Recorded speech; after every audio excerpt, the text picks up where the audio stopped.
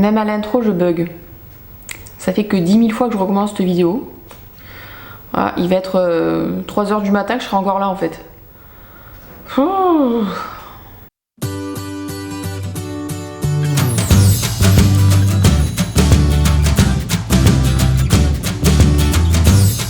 Hello hello mes petits chats, on se retrouve aujourd'hui pour une nouvelle vidéo qui va être une vidéo update, donc mon bilan de lecture du mois de janvier. Donc je m'étais fixé 6 lectures pour ce mois de janvier et j'en ai lu 5 et je trouve que franchement j'ai bien lu. Voilà, il faut que j'arrête de dire voilà à tout bout de champ hein, parce que là, bon... si j'ai le chauffage qui finit, c'est bon quoi. Pour cette première lecture, j'ai commencé avec une BD pour ce mois de janvier, voilà.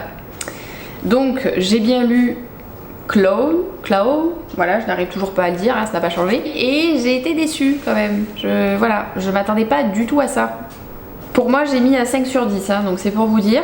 Voilà, j'étais pas du tout dans le truc. J'ai quand même bien aimé parce que j'ai quand même adoré les dessins. Mais pour ce qui est des points négatifs, j'ai trouvé que c'était pas cohérent en fait. Les personnages, ils en ont rien à... Voilà, de certaines choses en fait. Il y en a un qui a tué quelqu'un. Oh, bon bah c'est pas grave, c'est un dommage collatéral. Oui, chacun voit ça comme il veut, enfin bref, après j'exagère rien, hein, mais bon, pour moi ça m'a fait un peu bizarre quand même. Après le personnage principal, il est au collège et il a des réactions d'adulte. Ah oui, c'est particulier. Il a compris qu'il pouvait se transformer, qu'il pouvait faire du mal, qu'il pouvait tuer, que son père c'était un gros mafieux, il a décidé d'aller tout péter. Je trouve que l'histoire elle a quand même du potentiel, hein. Ça il n'y a vraiment aucun doute là-dessus. Mais par contre j'ai pas compris en fait. Lecture assez mitigée du coup parce que j'ai pas trop bien suivi l'histoire non plus. J'ai peiné à savoir en fait où on allait nous emmener. Donc bon, j'espère que dans ce tome 2 ça ira un peu mieux quand même. Voilà. Bref, et on va enchaîner avec une lecture qui m'a un petit peu plus passionnée quand même parce qu'on ne pouvait pas faire cette update sans ça. Voilà. J'étais sûre, hein, je savais que j'allais adorer, ça ne sera pas loupé. Donc celui-ci j'ai mis un 9 sur 10. Voilà, j'ai adoré ma lecture, j'ai tellement hâte de me replonger dans le deuxième, vous pouvez pas savoir comment. Mais j'attends, je me dis non, attends le mois de février. Après j'ai trouvé quand même quelques petits points, bon, parce que la lecture est quand même assez jeunesse. Bon, on est quand même sur un jeunesse, les personnages ont 10 ans. C'est logique, me direz-vous. Quelques descriptions sont des fois un petit peu enfantines, mais bon, pareil, on est dans du jeunesse, donc bon, voilà, ça m'a pas dérangé dans ma lecture, hein, franchement. Et le dernier petit point, par contre, ça m'a un peu plus dérangé, c'est tout simplement en fait que j'avais les films en tête. Quand je reprenais ma lecture, j'arrivais pas à savoir si c'était soit le film, soit le livre en fait. Alors, je me disais, est-ce que c'est ça que j'ai lu ou est-ce que c'est ça que j'ai vu ? Voilà, pour arriver à faire le distinguo, c'était un peu compliqué. Mais sinon, non, franchement, en soi, j'ai vraiment adoré. Je me suis plongée tête première dans Poudlard. Voilà, je me suis dit, moi aussi, pourquoi mes parents, ils m'ont pas envoyé là-bas, en fait? Oh, pourquoi vous m'avez pas envoyé là-bas? Moi aussi, hein, j'aurais bien voulu faire les Leviosa, je sais pas quoi, là. Putain, c'est quoi, déjà? C'est pas Wingardium Leviosa? Wingardium Leviosa, je crois que c'est ça. Oui, c'est ça. Après, j'ai adoré 2...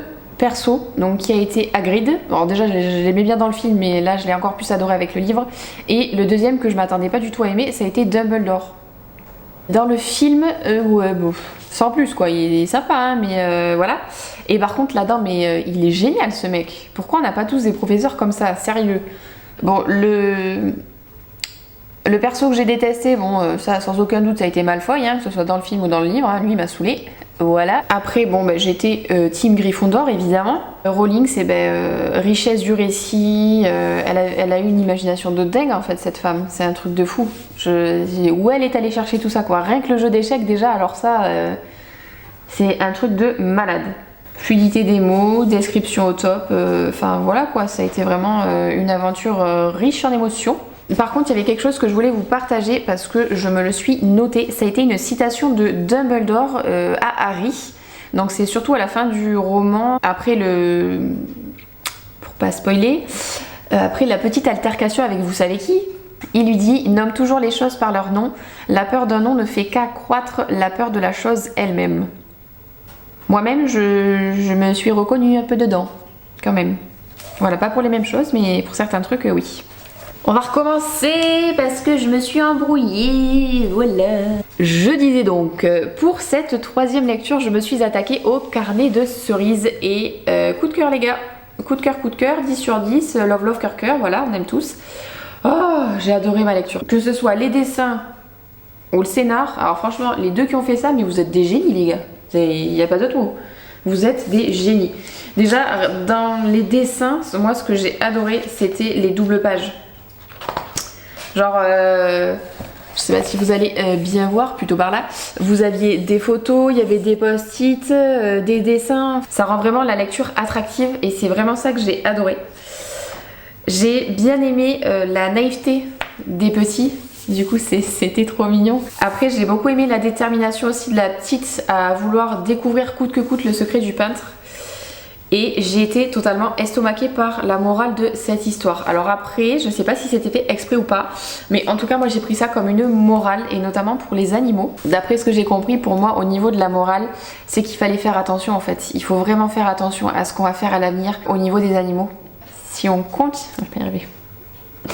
Si on continue sur le chemin sur lequel on est, et sur lequel on se dirige, mais on va vraiment droit dans le mur en fait. Ça a été vraiment super bien expliqué dans le livre, et notamment par rapport au peintre, parce que je pense que c'est lui la morale de l'histoire, qui a continué à croire en fait que les animaux pouvaient exister, etc. Et que voilà, il fallait continuer à leur donner vie, il fallait continuer à les aimer, il fallait continuer à les protéger. C'est ce que lui il a fait en fait avec ses peintures. Et c'est magnifique en fait. Alors après oui, moi je suis très animaux, j'adore les animaux, cœur cœur love love. Dès qu'il y a un petit chien ou un petit chat, j'en peux plus. Donc oui, ça m'a peut-être plus touchée que les autres. La morale était, il faut vraiment faire attention à ce qu'on fait en fait. Parce que si on continue comme ça, dans quelques années on sera peut-être plus là pour le voir, mais les animaux il n'y en aura plus quoi. Donc bon, réveillons-nous les gars. Et pareil, du coup dans celui-ci, au début en fait il y a une citation qui m'a vraiment plu et je voulais vous la lire parce que je trouve que pour les personnes qui lisent, c'est exactement ça, et je me suis reconnue là-dedans. Bon, moi c'était pas ma mère, c'était mon père, ceci dit, vous allez vite comprendre. Donc la petite elle dit: ma maman m'a toujours dit que le vocabulaire était ma meilleure arme dans la vie. Avant je ne comprenais pas vraiment pourquoi, maintenant si. Lire, c'est découvrir, voyager, mais aussi apprendre le sens des mots et surtout apprendre à s'en servir. C'est très important pour comprendre les choses et faire attention à ce que l'on vous dit. Que dire de plus? On se rend compte aussi du coup que c'est dommage en fait qu'il y ait beaucoup d'enfants qui ne lisent pas, d'enfants qui s'instruisent pas en fait avec les livres, etc. C'est hyper important. Vous avez beaucoup plus de vocabulaire. Voilà, la lecture ça fait tellement de choses. En tout cas moi c'est ce que m'a transmis mon père et je l'en remercie d'ailleurs. Merci papa, parce que je sais que tu regardes mes vidéos. Voilà. Merci à lui en fait, et merci à tous les parents de transmettre ça à leurs enfants, le goût de la lecture, parce que c'est vraiment important et moi je m'en rends compte maintenant en fait. Donc bon bref, voilà. Deuxième coup de cœur. Juste comme ça, je me suis pris une claque les gars, mais intersidérale en fait. Enfin là c'était... Je suis ressortie de ce roman. Je me suis dit mais je vais aller lui faire la bise à l'auteur hein, là. Voilà. En fait elle a redimensionné totalement les post-apocalyptiques. J'en ai lu des post-apocalyptiques, mais à ce point là, non en fait. Déjà l'histoire elle est hyper réaliste. Donc c'est à dire que on se dit ouais en fait demain ça peut arriver. Bon là le livre par contre il est dans les années 2030. J'espère qu'on n'en sera pas là dans les années 2030 parce que sinon il va y avoir un problème. Et je vous avoue quand même que dans ma tête, quand je lisais le livre, je me disais mais en fait il va peut-être falloir que j'achète ça, on sait jamais, tu vois. Quand je suis allée faire les courses, j'ai pris 3 packs d'eau, j'ai pris 10 trucs de je sais plus quoi, des pâtes, machin, enfin j'étais avec eux en fait. La fille elle a vécu l'histoire avec eux alors que tout va bien. Et ce qui m'a le plus marqué, c'est qu'en fait les personnages principaux n'ont pas été épargnés. C'est-à-dire qu'en fait elle leur en a mis plein la tête. D'habitude c'est les autres autour d'eux qui prennent, c'est les personnages secondaires qui prennent. Et là clairement sur 4, il y en a 3 qui ont pris, hein, mais sévère, genre. Donc voilà, pour pas vous spoiler, bon y a certains membres qui sont plus là quoi.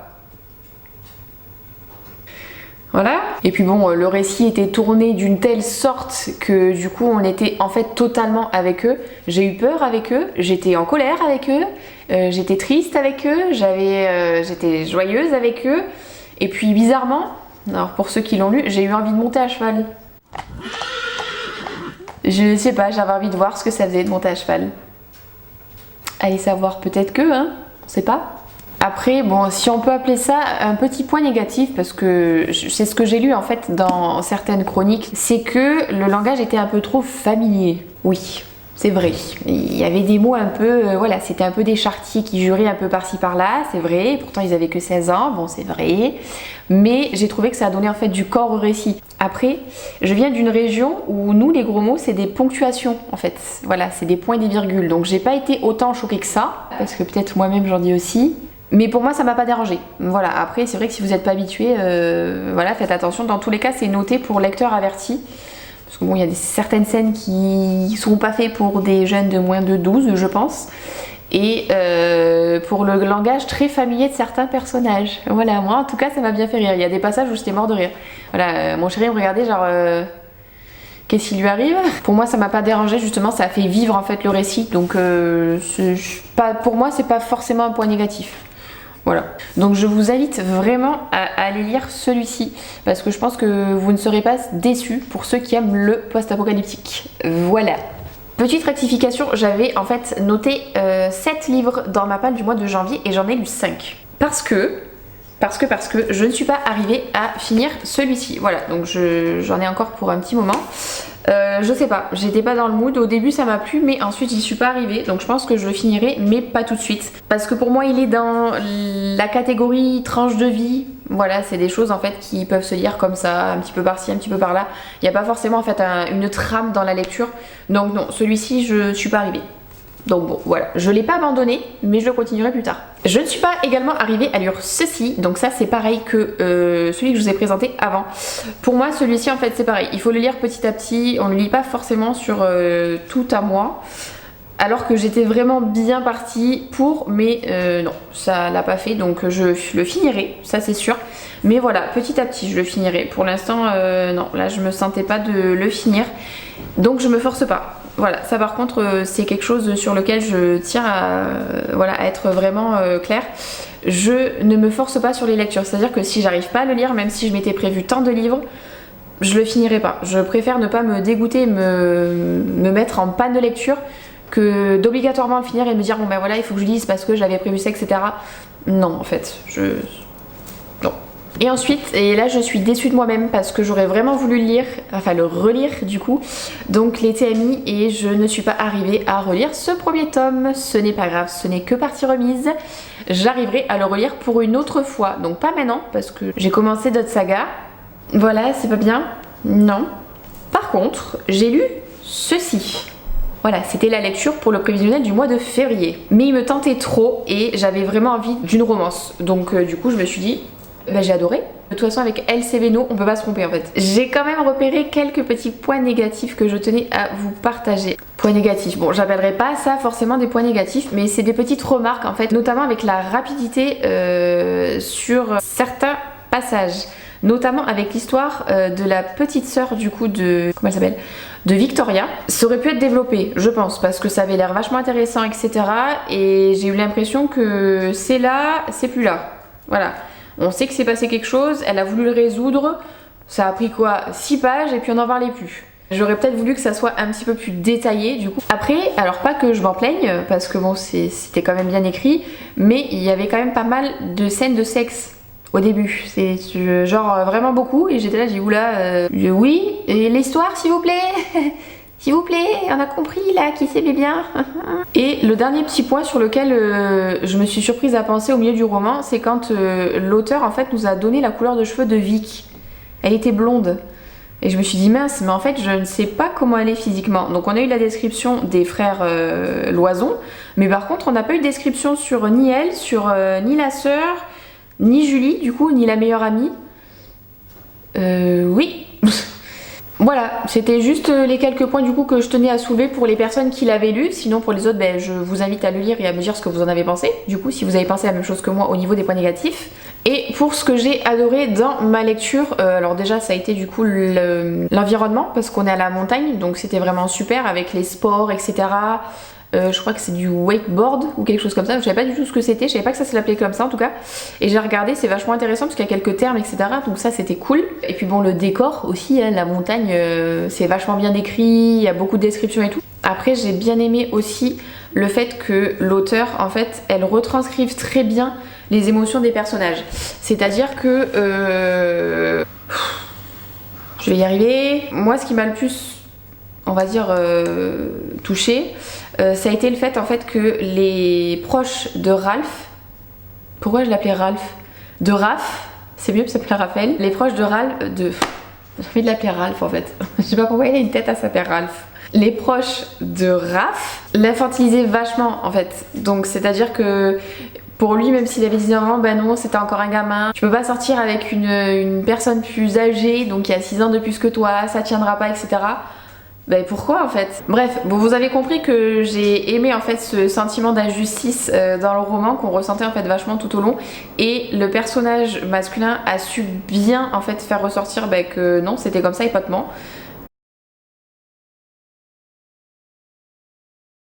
Restons zen. Donc j'ai la caméra en fait qui a coupé.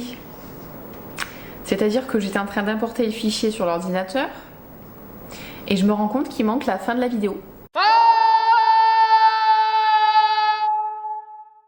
État d'énervement 10 000 sur 10. Donc je vais tenter de finir cette vidéo, donc vous m'excuserez si la caméra elle a un chouïa bougé, voilà, je n'y suis pour rien. Donc je vous disais, je ne sais plus du tout où j'en suis, voilà, parce qu'entre temps j'ai mangé machin truc bidule. Donc je vais vous parler du sentiment d'injustice qu'on avait par rapport au personnage masculin. Et j'ai adoré en fait sa détermination à dire bah en fait non, c'est comme ça et c'est pas autrement les gars. Tuez-moi pitié, j'arrive pas à finir. Calmons-nous. Zen. Putain, j'ai un truc là, ça m'énerve. Ouh. Et je disais, ce que j'ai bien aimé, c'est que l'auteur nous a plongé 6 mois plus tard, 1 an plus tard et 19 ans plus tard. Alors ça, je sais que c'est pas sur tous les romans et ça m'énerve un peu. Parce que j'ai pas envie de quitter mes personnages, j'ai envie de continuer de voir ce qu'ils sont devenus, etc., etc. Et là, elle l'a fait. Donc ça déjà c'est génial, merci à vous madame. Donc on a pu voir l'évolution de la relation de Vic et de Ralph. J'ai envie de l'appeler Ralph, hein. J'ai envie de l'appeler Ralph, je l'ai encore appelé Ralph. L'évolution de Vic et de Raph, donc avec ce qui s'ensuit tout au long d'une vie sur 19 ans. C'était vraiment bien et j'ai vraiment bien aimé en fait qu'elles finissent avec ça. Ça nous a permis de mettre un point final avec eux à leur histoire. C'est à peu près tout, j'espère que je me serai pas répétée sur ce que j'ai dit tout à l'heure. J'en ai marre de moi, j'en ai marre, je vais aller me coucher, et ça c'est en train de m'énerver, on dirait que je capte la DSL. Bref, voilà mes petits chats, moi j'ai terminé avec cette update lecture. J'espère que ça vous a plu, j'espère que je n'ai pas été trop longue non plus et que j'ai été quand même assez explicite, voilà, que vous avez tout bien compris de mes avis. N'hésitez pas à me partager vos ressentis, si vous avez lu ces livres, si vous avez envie de les lire, etc. Laissez-moi un petit commentaire, je serai très contente d'y répondre et de partager avec vous. N'hésitez pas non plus à aller voir mes 2 autres vidéos, donc elles s'afficheront voilà par-ci par-là. Et je voulais dire quoi d'autre? On va pouvoir aussi se retrouver sur Instagram, donc vous avez le lien dans la barre d'infos. Et voilà, je vais vraiment pas arriver à la finir hein, cette vidéo, je vais pas y arriver. Donc ça c'était la porte, et ça c'est la clé dans la porte. Vous l'entendez pas mais moi je l'entends. Je vais la refaire. Je vais me couper, attends. J'arrivais pas à la faire, je suis en train de péter un plomb là, donc je le prends bien mais dans ma tête c'est Hiroshima. Et bien je sais plus ce que je disais. Je suis coupée. Bref mes petits chats, je vais en finir là parce que je sens que je ne vais pas y arriver. Donc du coup avant que monsieur rentre, parce que oui il est 23h30, non mais toujours plus. Pourquoi je dis l'heure moi putain? Et bien je crois que c'est tout, que j'ai tout dit. Donc voilà, je sens que je vais aller me coucher. On va se retrouver pour une prochaine vidéo et je pense que ça sera un énorme book haul. Voilà, parce que j'ai un peu abusé sur le mois de janvier. Voilà, c'est pas bien. Moi je vous fais tout plein de gros bisous. Je vous dis à bientôt, portez-vous bien. Bisous.